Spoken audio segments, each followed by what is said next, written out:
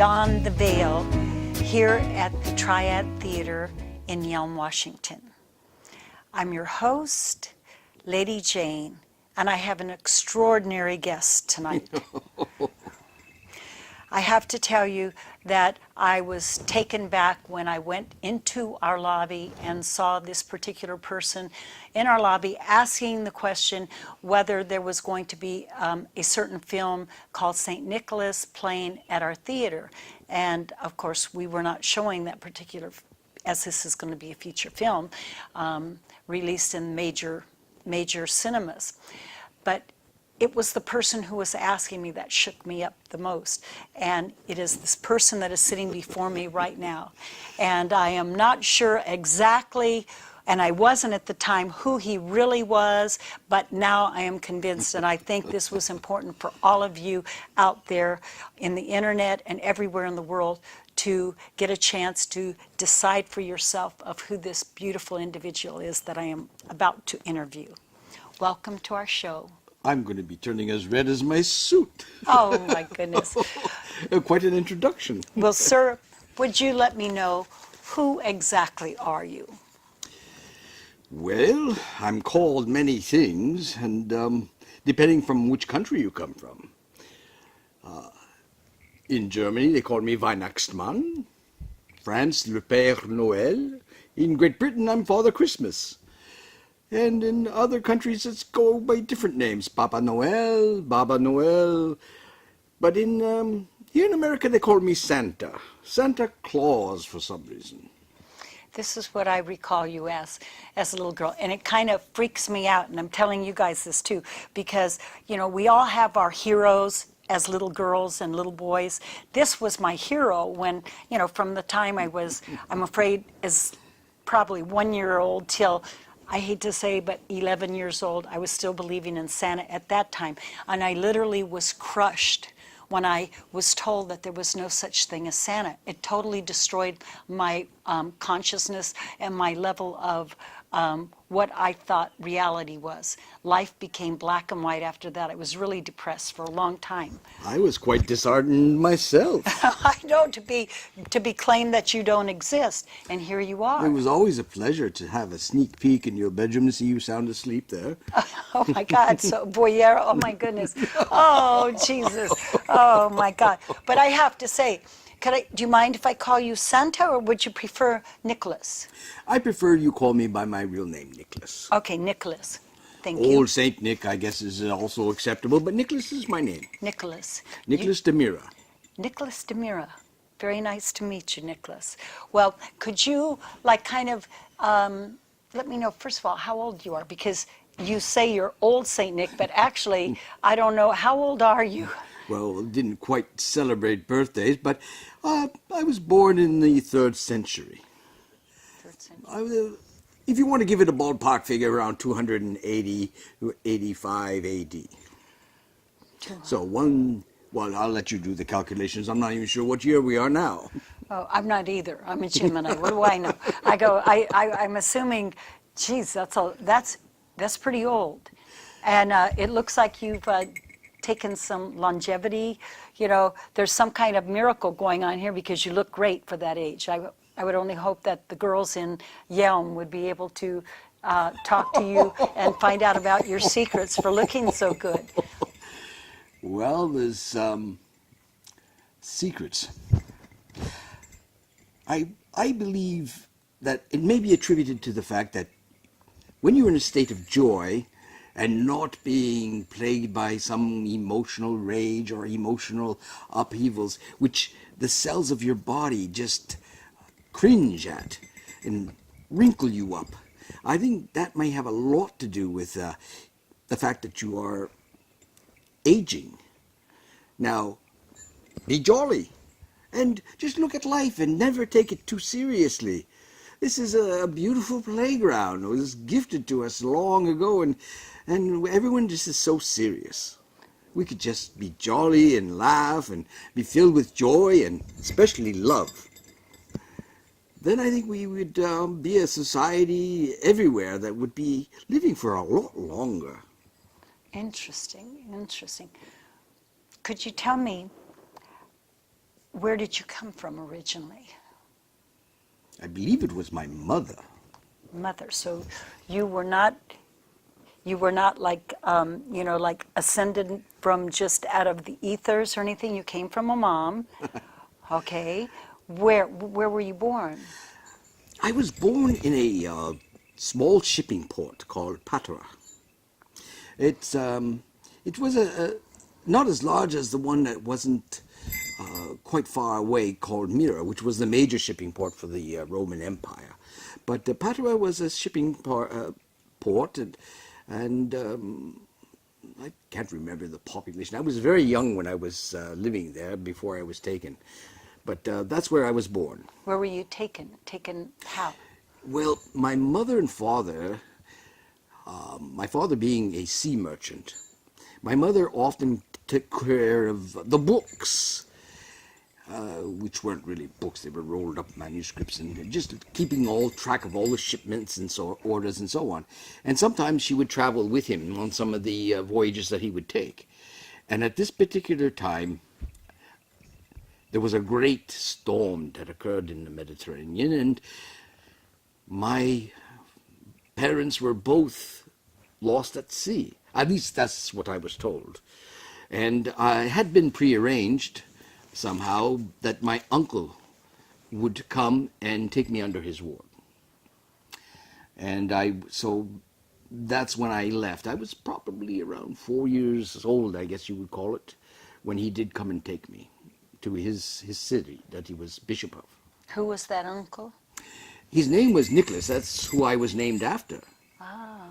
And he was a master teacher of a mystery school in the city of Myra. It was actually just above the city of Myra. Can you explain what's a mystery school? Well, a mystery school is a mystery. It's about bettering yourself. It's about learning more about the world around you, about how things work, about where we came from, where are we going, what happens after death, what's in the invisible world around us that we don't see, but yet we see results of. It's about learning how to master oneself, one's emotions, instead of allowing them to be wild horses dragging you along. That pretty much would sum it up. And great knowledge, of course, yes, great knowledge. Myra had a library that rivaled that of Alexandria in my time. The only difference was that Alexandria had originals, and Myra had, I should say the temple, the school, which was called Holy Sion, had only copies. Did you end up going to these schools then because you were involved with Well, not quite your at uncle? first. Not quite at first. Not till I was about 7 years old. And at that point, my uncle initiated me into this great work, studying in the mystery schools. At 7, that's really early, huh? Yes, it was quite early, but there's so much to learn. It can take you no lifetime and perhaps even several lifetimes. Are you familiar with the elementals? Elementals, no, tell me about that. The elementals were comprised of the fairies, Fairies, the sylphs of the air, sylphs, the sirens of the water. the what? Sirens. Sirens, I believe sirens, you call them mermaids. mermaids, okay. And of course the nomai. The nomai were my greatest teachers as far as learning about nature. And they're called what?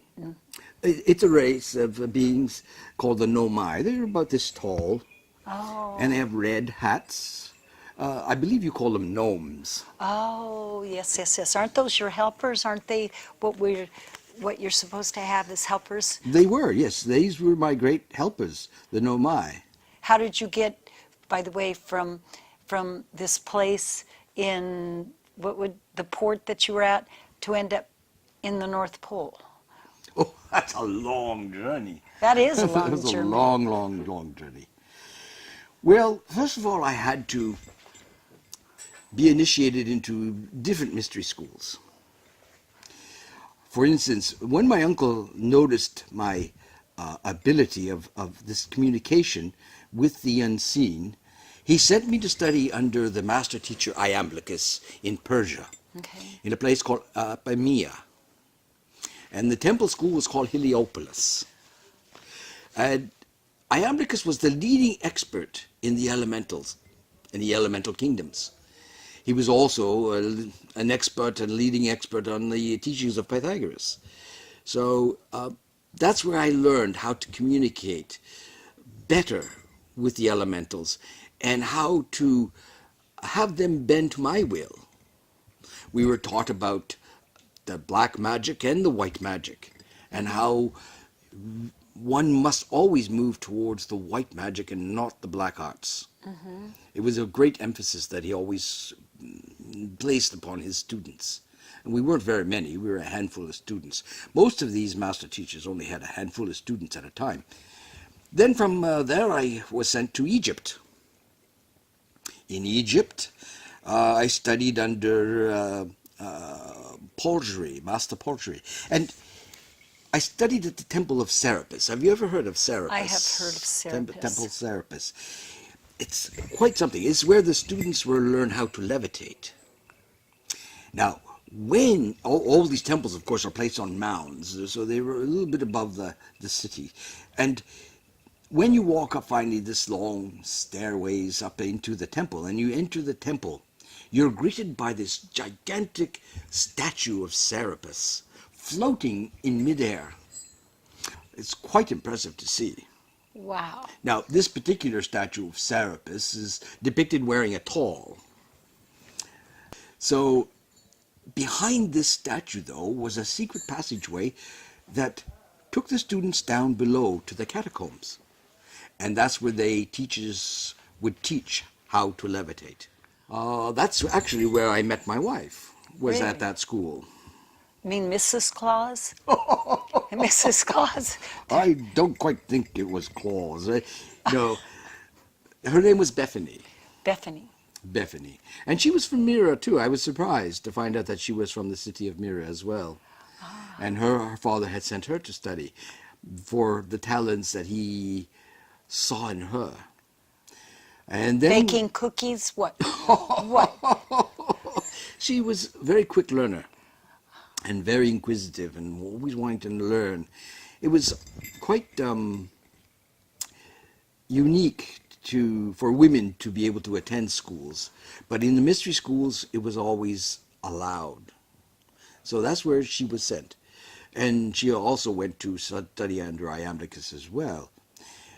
Now, after Egypt, when I returned, I went to a temple in Anatolia. And Anatolia is the province, I guess you would call it a country.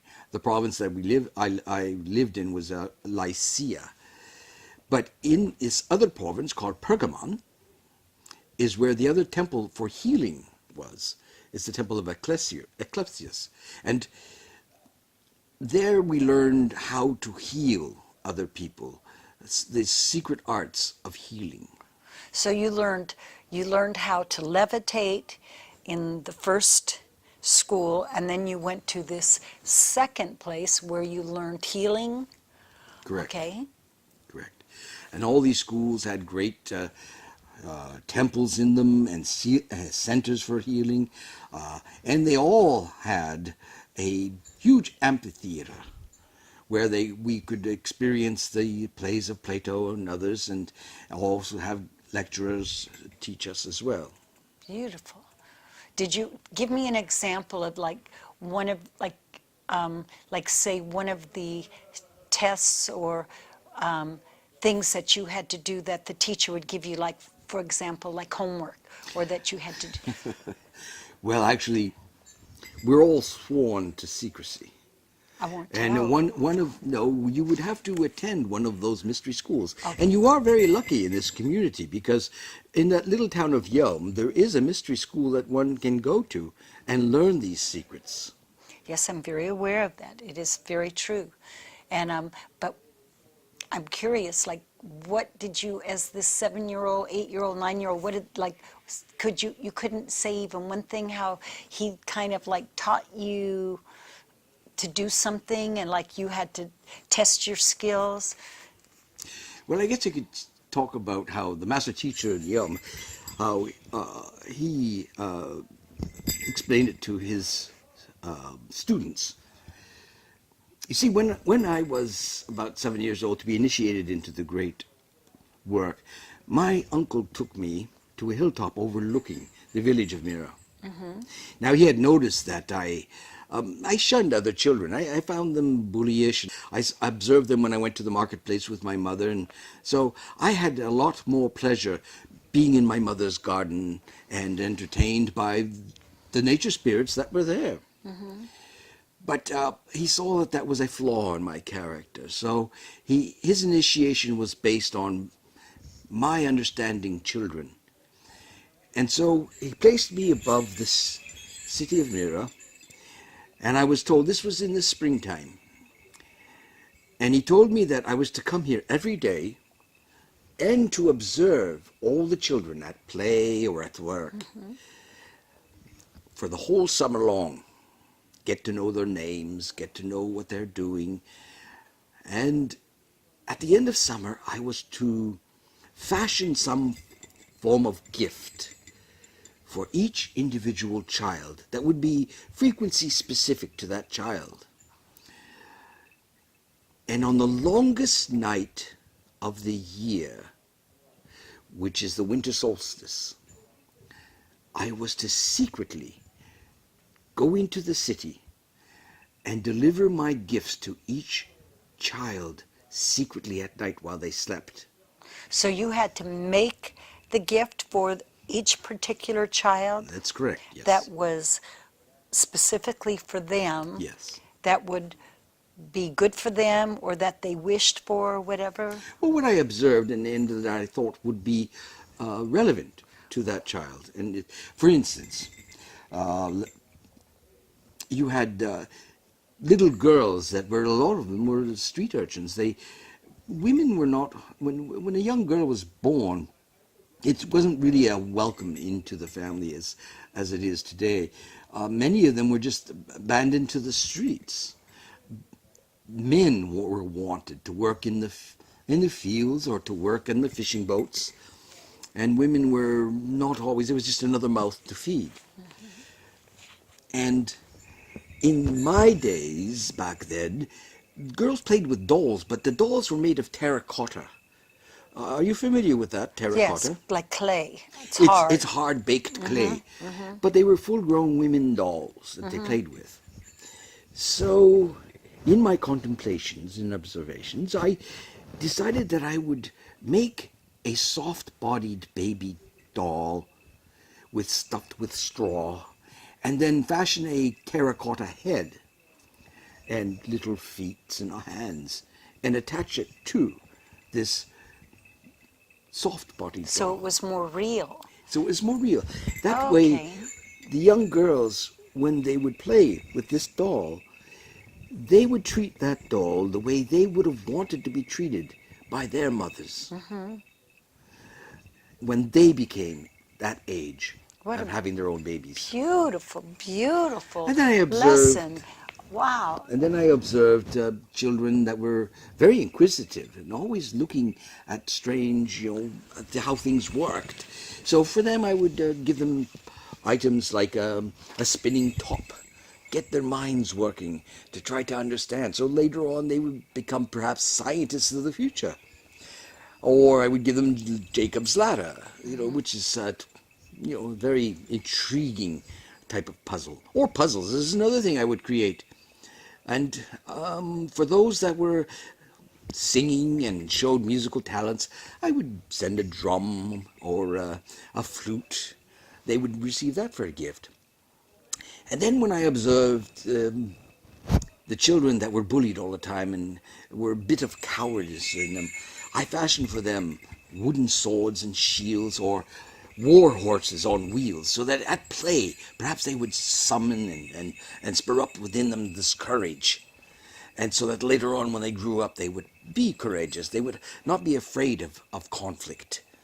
Wow, that's beautiful. It gives a whole other insight of gift giving today, so that it isn't just to give things that people want, or that they, frivolous things for affluence or to show off to other people. It was to actually help them bring out the best in themselves too. This is amazing. Wow, what a That's story. the most difficult gift that I had to deliver was to bullies. To bullies. I just did not know what to give to them. And it was one of my friends, I called him Blix, one of my known friends, and he suggested to me to give them a lump of coal. A lump of coal. A lump of coal. So I asked, why a lump of coal, not just a stick or a rock? It seemed kind of odd, a lump of coal. And then he went on to explain to me that a naughty child is like a lump of coal. It's filthy, it's dirty, nobody wants to handle them. But he said, in the wisdom that they have working with the earth and its minerals, said, but coal, under the pressure from Mother Earth, over a period of time, will turn into a shiny diamond. Oh. And I thought, yes, perhaps this child, when all the others are playing with all their wonderful gifts, might sit somewhere and contemplate, why was he given a lump of coal? Wow. Oh, that gives an incredible meaning to that. So, I most got people coal. don't know why I give No, coal, but I that is the didn't. reason. And you did give me it a few times in my life too, I have to say. Oh, but there were other surprises for you as well. Yeah. I don't Oh. believe that any child's really that naughty. As a matter Wow. of fact, if people weren't naughty, there'd be no people. Right. Actually, but that whole concept of, the coal, that within us all there is that diamond, and that sometimes, it's going to take a lot of pressure and a lot of bumps and grinds and everything in order to bring out that diamond. But it also reminds other people that the bully and all the bad little people that are labeled bad really have that potential to shine too, if To given an shine and opportunity. reflect everyone around them. Yes. Oh, man. It is a light reflecting. That's a beautiful, beautiful story. Oh my God, thank you for sharing that You're with us. welcome.